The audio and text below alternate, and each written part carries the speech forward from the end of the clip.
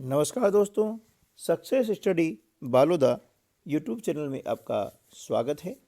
8th grade अभ्यास पुस्तिका के अंतर्गत कक्षा 7 विषय सामाजिक विज्ञान का अध्याय 10।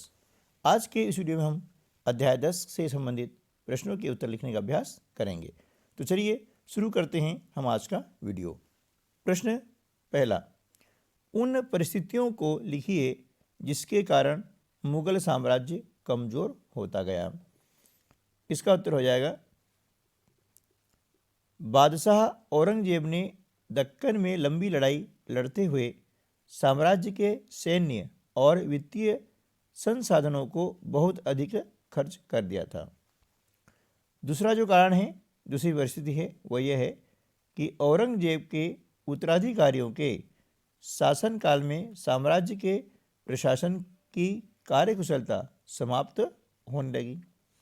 और तीसरा जो कारण था वो यह था कि मनसबदारों के शक्तिशाली वर्गों को वश में रखना केंद्रीय सत्ता के लिए कठिन हो गया था। यानी इन सब कारणों से मुगल साम्राज्य कमज़ोर होता गया। अगला प्रश्न है प्रश्न क्रमांक 2, 18वीं शताब्दी में मुगल साम्राज्य के पतन के साथ साथ राज्यों के कितने समूह बन गए, उनके नाम लिखिए। इसका उत्तर हो जाएगा, 18वीं शताब्दी में मुगल साम्राज्य के पतन के साथ साथ राज्यों के 3 समूह बन गए थे। कितने बने थे? 3। पहला था अवध, बंगाल व हैदराबाद।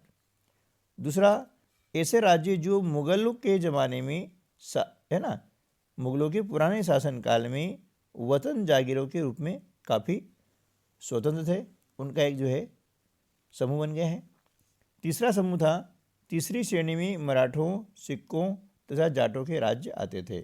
मतलब मराठे, सिक्के और जाट, इनके जो राज्य थे ये तीसरी श्रेणी में आते थे। इस प्रकार से वहाँ पर 3 समूह बन गए थे। प्रश्न क्रमांक 3, 1739 में दिल्ली पर आक्रमण करने वाले शासक का क्या नाम था और वह कहाँ का शासक था?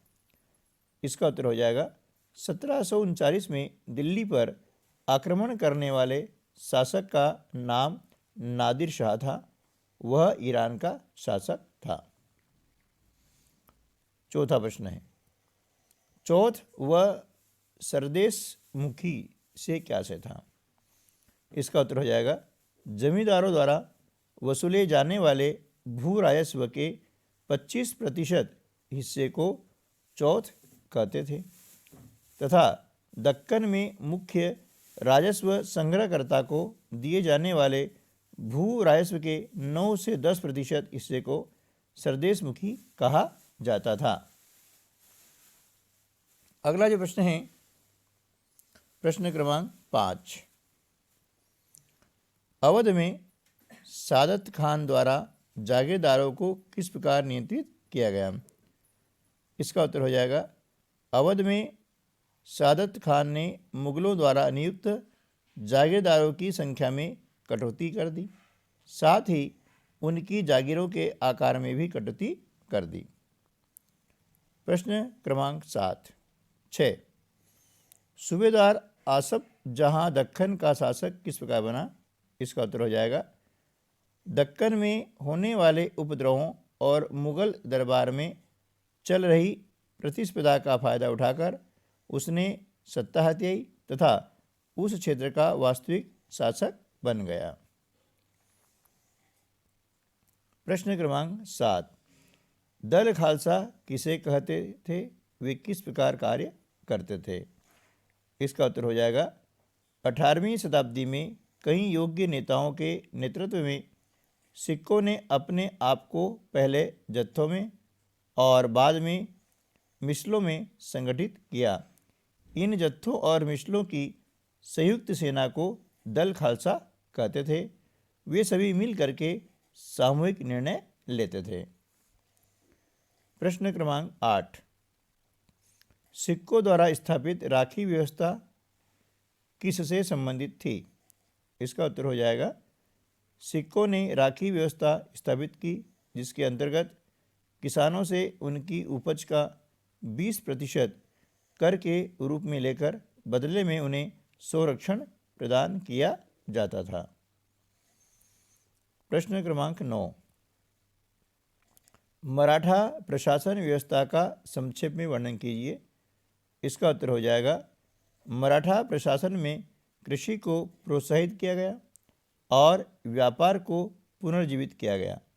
उनके क्षेत्र में स्थित शहर महत्वपूर्ण वाणिज्यिक और सांस्कृतिक केंद्रों के रूप में कार्य कर रहे थे। मराठों द्वारा नियंत्रित इलाकों में व्यापार के नए मार्ग खुले। प्रश्न क्रमांक 10, जाट राज्य के प्रमुख व्यापारिक केंद्र कौन कौन से थे?